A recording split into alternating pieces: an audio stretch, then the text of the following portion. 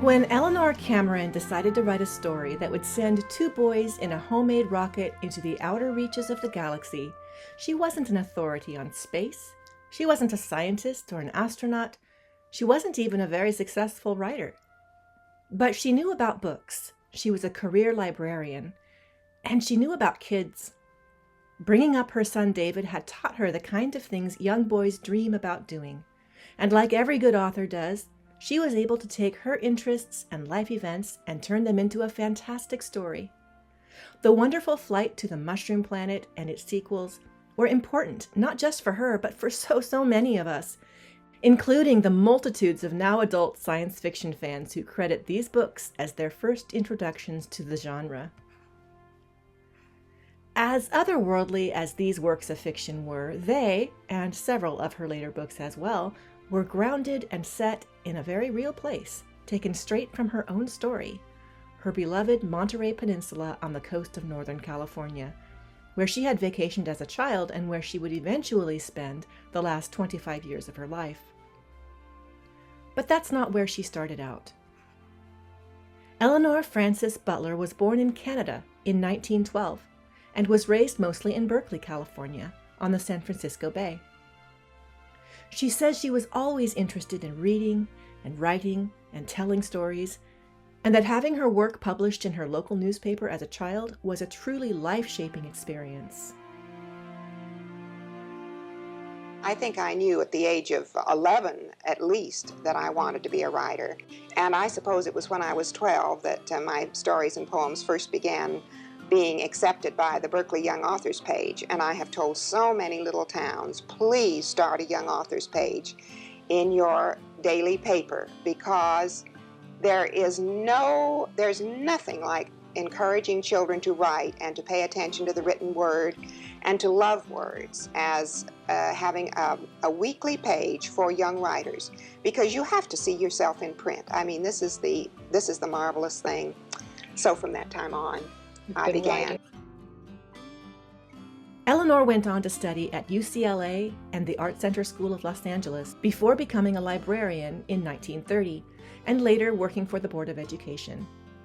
In 1934, she married a printmaker and publisher named Eleanor Cameron, and 10 years later their son David was born. Eleanor's first book came out in 1950. It was a novel for adults, for young women really, and drew upon her experience as a librarian. The critics liked it, but it wasn't very popular with readers, and her second book didn't even get published. She later said she hadn't yet found her own voice, even her own sense of self. At that time in her life, she was enthralled with the writings of the English author Virginia Woolf, and so when she wrote, that's who she ended up sounding like without even meaning to, which probably meant a lot of long sentences and stream of consciousness prose, which is what Virginia Woolf was known for. But then, one day, her son David asked her to write a story featuring himself and his friend Chuck. And that's how Eleanor discovered not only her own voice, but a whole universe of magic and mystery, and of course mushrooms. Here she talks about how that first book came about. David is standing there at the side of my table, and I am turned from the typewriter and going over a manuscript, probably of the second novel, which was never accepted. And David, about this time, came to me and said, well, Mom, what is the use of trying to write any more books for grown-ups? Nobody's ever going to read them anyway, so you might as well write a book for David or Chuck and me. And at that time, I had no intention of writing books for children, but he persuaded me to. And overnight, absolutely overnight, came this idea for The Wonderful Flight to the Mushroom Planet. I went to bed at night, having had David ask me to do a book for him, and I woke up in the morning, and there it was. It was like a gift. It really was a gift. And I went into David's room, and I said, David, what do you suppose? And he said, oh, I know, you got an idea. I said, how did you know? And he said, well, I just knew you would. So I told him, and he said, it's absolutely marvelous. He said, you go and make the beds and do the dishes and get busy. So I did. And every morning after that. With the ensuing success of the Mushroom Planet books, of which there were eventually 5, Eleanor began writing for children in earnest. Between 1959 and 1988, she produced 12 more children's novels, including The Court of the Stone Children in 1973, which was to receive the National Book Award, and the 5 books of the Julia Redfern series, from 1971 to 1988, which drew again from her own experience, this time as a young teen. Like the main character, Julia, Eleanor had a very close relationship with her single mother and went through a really tough time when her mom wanted to get remarried. And like Julia, Eleanor had to learn to see her mother as a person, not just a mom, with her own needs and hopes and plans. Those were some pretty big topics and lessons to tackle, but critics liked the series, calling the books engaging and historically accurate.